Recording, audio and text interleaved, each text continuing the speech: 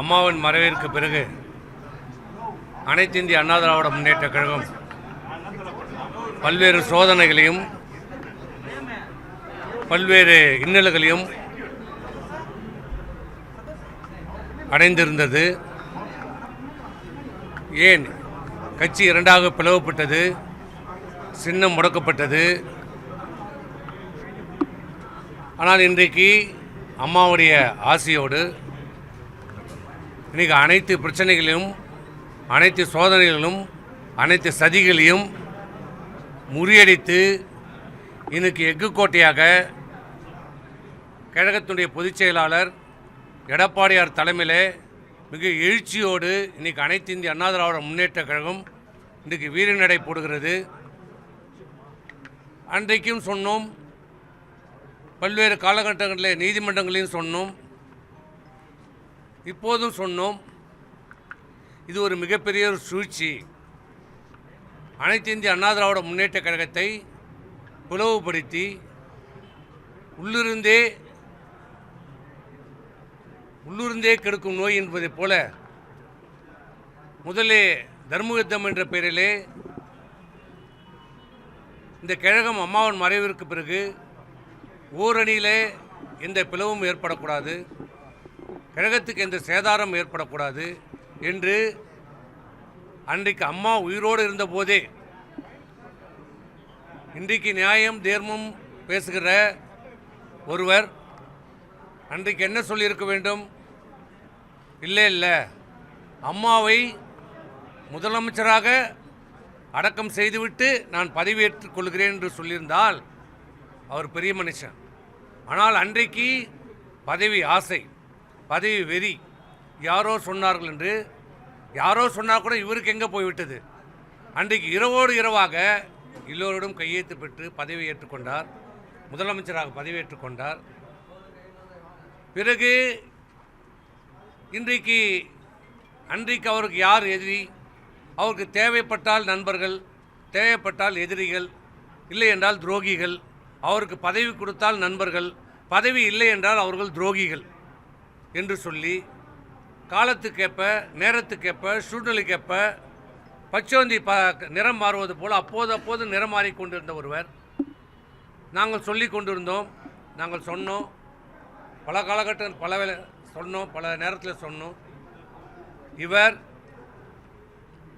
அனைத்து இந்திய அண்ணா திராவிட முன்னேற்ற கழகத்துக்கு பிடித்த சனி. இவர் தானாக செயல்படவில்லை. ஒரு தூண்டுதல் பின்னணியிலே மிகப்பெரிய சதிவலை பின்னப்பட்டு அனைத்து இந்திய அண்ணா திராவிட முன்னேற்ற கழகத்தை அம்மா இல்லை, இந்த கட்சிக்கு தலைவர் இல்லை, இந்த கட்சியை அழித்து விடலாம், இந்த சின்னத்தை முடக்கி விடலாம், அதற்கு தேவையான தோதான நம்மளால் முடியாது, பிரதான எதிர்க்கட்சியாக இருக்கிற திராவிட முன்னேற்ற கழகமாகிய நம்மளால் முடியாது, அது அவர் தந்தை காலத்திலே பார்த்து விட்டார்கள், முடியாது, இந்த அண்ணா திமுகவை நம்மளால் அழிக்க முடியாது, அந்த சக்தி நமக்கு இல்லை, திமுக நமக்கு இல்லை என்பதை தெளிவாக புரிந்து கொண்ட அந்த ஒரு விஷயத்தில் மட்டும் அவர் தெளிவாக தெரிஞ்சுக்கிட்டார். மற்றதெல்லாம் என்ன தெரியுதோ இல்லையோ புரிந்து கொண்ட அவர் உள்ளிருந்தே கொல்லும் வியாதியாக, எதிரியை விட பக்கத்தில் இருக்கிற துரோகி தான் மிக மிக ஆபத்தானவர். எதிரியால் சாதிக்க முடியாததை ஒரு நண்பன், கூடியே இருந்த நண்பன், கூடியே ஒன்றா இருந்து ஒன்றா சாப்பிட்டு ஒன்றா படுத்து எல்லாத்திலையும் பங்கெடுத்து கொண்ட ஒருவன் துரோகியாக மாறினால் அவன் 1000 எதிரிக்கு சமம். அப்படி இந்த இயக்கத்தை அழிக்க வேண்டுமென்றால், இந்த அனைத்து இந்திய அண்ணா திராவிட முன்னேற்ற கழகத்தை ஒழிக்க வேண்டுமென்றால், இந்த அண்ணா திமுகவிலிருந்தே ஒருவரை நாம் கைகூலியாக உருவாக்க வேண்டும். அந்த கைகூலியை வைத்து இந்த அண்ணா திமுகவை பிளவுபடுத்தி சின்னத்தை முடக்கி இந்த கட்சியை அழித்து விடலாம் என்று தேர்ந்தெடுக்கப்பட்ட ஒரு நபர்தான் இன்று திமுகவிலே தன்னை இணைத்து கொண்டிருக்கின்ற, ஒரு காலத்திலே நான் அம்மாவின் விசுவாசி என்று சொல்லி அம்மாவையும் ஏற்றி, அம்மாவை சுற்றி இருக்கிற அந்த குடும்பத்தாரையும் ஏமாற்றி தமிழகத்தினுடைய முதலமைச்சர் பதவி வரை அனுபவித்தது மட்டுமல்ல, இந்த கட்சியினுடைய ஒருங்கிணைப்பாளராக கூட இருந்து கொண்டு, இன்னும் சொல்ல போனால் இந்த இயக்கத்திற்கு எதிர்ப்பாக அம்மாவின் மறைவிற்கு பிறகு இந்த இயக்கத்தை அம்மா தொடர்ந்து இரண்டாவது முறையாக வெற்றி பெற்ற அந்த அம்மாவுடைய ஆட்சியை கவுப்பதற்கு திமுகவோடு துணை கைகோர்த்து கொண்டு அந்த ஆட்சியை கவுறுவதற்கு வாக்களித்த அந்த பன்னீர்செல்வத்தை மன்னித்து மீண்டும் இந்த இயக்கத்தில் இணைத்து கொண்டு இந்த இயக்கத்துடைய ஒருங்கிணைப்பாளர் பதவியும் கொடுத்தோம்.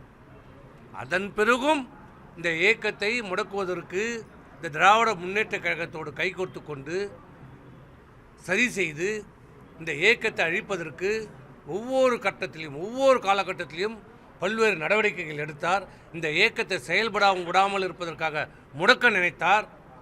எந்த முடிவும் எடுக்க முடியாமல் இருப்பதற்கான தடைகளை போட்டார். ஒவ்வொரு முடிவு எடுத்தாலும் அதற்கு காலந்தாழ்த்தினார், முடக்கம் செய்தார், செயல்படாமல் பார்த்து கொண்டார். அதிமுக வேகமாக செயல்படாமல் பார்த்து கொண்ட பணியை திராவிட முன்னேற்ற கழகம் செய்ய வேண்டிய பணியை திமுக செய்ய வேண்டிய பணியை உள்ளிருந்தே அண்ணா திராவிட முன்னேற்ற கழகத்தில் இருந்து அது அண்ணா திராவிட முன்னேற்ற கழகத்துடைய ஒருங்கிணைப்பாளராக இருந்து கொண்டே அந்த பணியை அதிமுக எதிரான பணிகளை செய்து கொண்டிருந்த ஒருவர் பிறகு எந்த இயக்கம் அவருக்கு பதவி தந்ததோ, எந்த இயக்கம் அவருக்கு சேர்மன், நகரமன்ற தலைவர், சட்டமன்ற உறுப்பினர், அமைச்சர், தமிழ்நாட்டுடைய முதலமைச்சர், இந்த இயக்கத்துடைய ஒருங்கிணைப்பாளர் பதவி தந்ததோ, இந்த அலுவலகம் இந்த அலுவலகம் புரட்சி தலைவர் எம்ஜிஆருடைய துணைவியார் திருமதி ஜானகி அம்மையார் கொடுத்த இந்த இயக்கத்திற்கு கொடுத்த தானமாக கொடுத்த எந்த எதிர்பார்ப்பும் இல்லாமல் எந்த ஒரு நயா பைசா வாங்காமல் இந்த இயக்கத்திற்காக கோடிக்கணக்கான தொண்டர்களுக்காக தானமாக வழங்கிய கோயில் போன்ற அதிமுக தொண்டர்களுக்கு கோயிலாக கருதப்படக்கூடிய இந்த அலுவலகத்தை இங்கு நின்று கொண்டிருக்கிறதே, இந்த அலுவலகத்தை தன் காலால் எட்டி உதைத்து செய்த பாவம். அதனால் கட்சியினுடைய பொதுக்குழு இதற்கு மேல் இவருடைய துரோகத்தை சகித்து கொள்ள முடியாது. இதற்கு மேல் இவருடைய சதி திட்டத்தை நாம் தாங்கிக் கொள்ள முடியாது. அனைத்து அண்ணா திராவிட முன்னேற்றத்தை அழித்து விடுவார் என்று பொதுக்குழுவால் முடிவெடுக்கப்பட்டு இப்படிப்பட்ட சதிகாரர்கள், துரோகிகள், கைகூலிகள், காட்டி கொடுப்பவர்கள், எட்டப்பர்களை இந்த இயக்கத்தில் இனி இருக்கக்கூடாது என்று பொதுக்குழு தீர்மானம் ஏற்றி இவர்களை வெளியேற்றியது. வெளியேற்றிய பிறகும் பல்வேறு டிராமாக்களை போட்டார், நடித்தார், நாடகம் போட்டார், அழுதார், உருண்டார், புரண்டார். நியாயமாக ரொம்ப நியாயஸ்த மாதிரி பேசுகிற மாதிரி எனக்கு எந்த பதவியும் வேண்டாம், என்னை சேர்த்துக் கொள்ளுங்கள். பாம்பை வீட்டுக்குள்ளே என்னாகும், ஆமையை வீட்டுக்குள்ளே விட்டா ஆமாம் அமைதியாக தான் இருக்கும், ஆனால் வீடு விளங்காது, நாசமாக போயிடும். எனக்கு எது வேணும்? எல்லாரும் ஒருங்கிணைக்க வேண்டும். திருமதி சசிகலா அவர் ஒருங்கிணைக்க வேண்டும், டிடிவி தினகரனை ஒருங்கிணைக்க வேண்டும், ஓபிஎஸ் அவர்கள் வந்து இப்படி ஒரு முறையும் சொல்லினார். ஆனால் இவங்க 3 பேரும் ஒன்றா ஒரு நாளாக பார்த்துக்கிட்டாங்களா? தயவு செய்து நாட்டு மக்களை கேட்குறேன், இவர்கள் பேசியதை இந்த பத்திரிகைகளும் ஊடகங்களும் சில பத்திரிகைகளும் சில ஊடகம், நான் எல்லாரையும் சொல்ல மாட்டேன், இவர்கள் பேசியதை நியாயப்படுத்தி இன்றைக்கி பத்திரிகைகள் கூட எழுதியிருக்கிறாங்க. இன்னமும் ஒரு தியாகம் செய்துட்டு இன்னமும் வேற ஒரு கட்சிக்கு போகிற மாதிரி இன்னும் எழுதுகிறாங்க. இதே நாங்கள் யாராவது செய்திருந்தா எங்களை கழுவி ஊற்றிருப்பீங்க. இது எங்களை கழுவி ஊற்றிருப்பீங்க. ஆனால் இன்னமும் ஒரு பெரிய தியாகி, ஒரு தியாகம் செய்துட்டு திமுகவுக்கு போகிற மாதிரி இன்றைக்கி பத்திரிகைகளை ஒரு தோற்றத்தை, பிம்பத்தை உருவாக்க பார்க்கறது. ஆனால் இவர் யார், எப்படிப்பட்டவர்? நான் அதிமுக ஒருங்கிணைக்கப் போகிறேன், அதிமுக ஒருங்கிணைக்கப் போகிறேன்னு சொன்ன இவர்கள் என்றைக்காவது எப்போதாவது இவர் யாரோட ஒருங்கிணைந்து போயிருக்கிறாரா, பேசியிருக்கிறாரா? இன்னைக்கு திமுக போய் பார்க்குறாரு, அப்புறம் மறுநாள் போய் அமித்ஷா போய் பார்க்குறாரு, அப்புறம் அங்கேயே போய் பார்க்குறாரு, அப்புறம் இலங்கைக்கு போகிறாரு, எங்கே போகிறார், எங்கெங்கேயோ போகிறாரு, யாரையே பார்க்குறாரு. ஆனால் இன்றைக்கி என்ன நடந்தது? நாங்கள் சொன்னது இன்றைக்கி உண்மையாகி இருக்கிறது. இன்றைக்கி உண்மையாகிறதுல ஊடக பத்திரிகைகள் நாங்கள் கேட்குறோம், பொதுமக்களையும் நாங்கள் கேட்குறோம். நாங்கள் அன்றைக்கி சொன்னது இன்றைக்கி உண்மையாகி விட்டதில்லை. இவர் திமுகவோடு, முதலமைச்சரோடு நெருங்கிய தொடர்பு இருக்கிறார், திமுகவுடைய பி டீமாக இருக்கிறார். திமுக சொல்கின்ற வகுத்து கொடுக்கிற திட்டங்களை, சதி திட்டங்களை, அதிமுகவை நீங்கள் அழிக்க வேண்டும், அதிமுகவை பிளவுபடுத்த வேண்டும், அதிமுகவை வாக்கு வங்கி சிதறடிக்க வேண்டும், அதிமுகவின் சின்னத்தை முடக்குவதற்கு வைக்க வேண்டும் என்று நீங்கள் வழக்குகளை போடுங்கள். வழக்கு மேலே வழக்குகளை போட வைத்தது யார்? இன்றைக்கு தெரிகிறதா? யார் செய்தது? இது எல்லாம் ஓபிஎஸ் திமுகவுடைய ஒரு பினாமி. செய்தது யார்? இது அனைத்தும் செய்தது திராவிட முன்னேற்ற கழகம். இன்றைக்கு வெட்ட வெளிச்சமாக இருக்கிறது. ஓபிஎஸ்ஸின் பின்னால் யார் இருந்தது?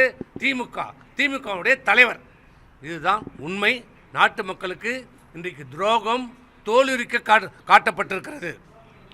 துரோகத்திற்கு என்றைக்குமே ஜெயிச்சதாக சரித்திரம் இல்லை.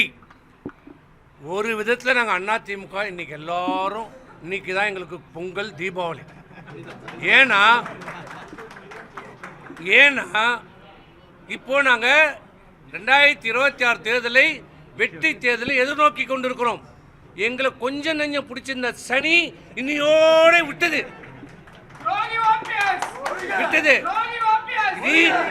எங்களுக்கு பூசணிக்காய் சுத்தி திருஷ்டி சுத்தி போட வேண்டியது தான். எங்களுக்கு எல்லாம் ஒழிஞ்சது. இன்னொன்னு சொல்லியிருக்கிறார் முக்கியமா. இதை நீங்க தான் சொல்லணும். நான் என்னைக்குமே தீய சக்தின்னு சொன்னதில்லை. அதிமுக தொடங்கப்பட்ட 1972 என்னைக்கு தொடங்கப்பட்டதோ புரட்சித் தலைவர் எம்ஜிஆர்லேருந்து சாதாரண அட்டை வைத்திருக்காத அதிமுகவோட அனுதாபி கூட சொல்கின்ற முதல் வார்த்தை தீய சக்தி, தீய சக்தி, தீய சக்தி. அப்படி நான் தீய சக்தி என்று சொல்லவில்லை என்றால் இவர் யார்? அப்போ இவர் உண்மையான அதிமுக இல்லை. எத்தனை மேடையில் எத்தனை கூட்டத்தில் இவர் சொல்லியிருக்கிறார். இன்றைக்கு அப்பட்டமாக பச்சை பொய்யை இன்றைக்கு சொல்லுகிறார். இதை நீங்க தெரிஞ்சுக்கணும். அவ்வளவுதான். சர்வாதிகாரி விமர்சிக்கிறாரு. அந்த விமர்சனத்தை எப்படி பார்க்கறாரு? எடப்பாடி பழனிசாமி சர்வாதிகாரத்தனமா நடந்துக்கிறாருன்னு ஒரு விமர்சனத்தை வைக்கிறாரு. துரோகி எதை வேணாலும் சொல்லுவாங்க. துரோகி சொல்வதற்கெல்லாம் எங்களுக்கு கவலை இல்லை. சார், இப்போ ஓபிஎஸ் வந்து திமுக இணைஞ்சிட்டாரு. அதே மாதிரி சசிகலாவும் பொதுக் கட்சி சொல்லிட்டாங்க. இப்போ இங்க அதிமுக இந்த சட்ட ரீதியான பிரச்சனைகள் எங்களுக்கு சட்ட பிரச்சனைகள் அனைத்தும் எந்த பிரச்சனை வந்தாலும் அதிமுக சந்திக்கும், எதிர்கொள்ளும். நாங்கள் அதை பற்றி எந்த காலகட்டத்திலையும் பயப்பட்டதில்லை, அச்சப்பட்டதில்லை. ஆனால் இவர்கள் போட்ட ஓபிஎஸ் போட்ட வழக்குகளை நீதிமன்றத்திலே அதற்கான பதில் வரும். நாங்க இருந்த வரைக்கும் தான் தேனி மாவட்டத்துல வந்து அதிமுகவோட கோட்டை, இப்போது ஓட்டைன்னு சொல்றாரு ரவீந்திரநாத். அந்த ஓட்டை இவர் துணை முதலமைச்சராக இருந்தார். யாரு? தேனி மாவட்டத்தில் ஓட்டை ஊந்ததுன்னு சொல்றாரு. அந்த தேனி மாவட்டத்தில் தான் இவர் துணை முதலமைச்சராக இருக்கின்ற போது அந்த இடைத்தேர்தல் வந்தது. ஆண்டிப்பட்டியில் அம்மா நின்று வெற்றி பெற்ற, புரட்சி தலைவர் நின்று வெற்றி பெற்ற ஆண்டிப்பட்டி இவர் குடியிருக்கிற ஊர் பெரியகுளம் தொகுதியில் இடைத்தேர்தலில் தோல்வி அடைந்தது. ஓட்ட உந்துச்சான். அப்ப நான் அதான் சொல்லிட்டு போறேன்.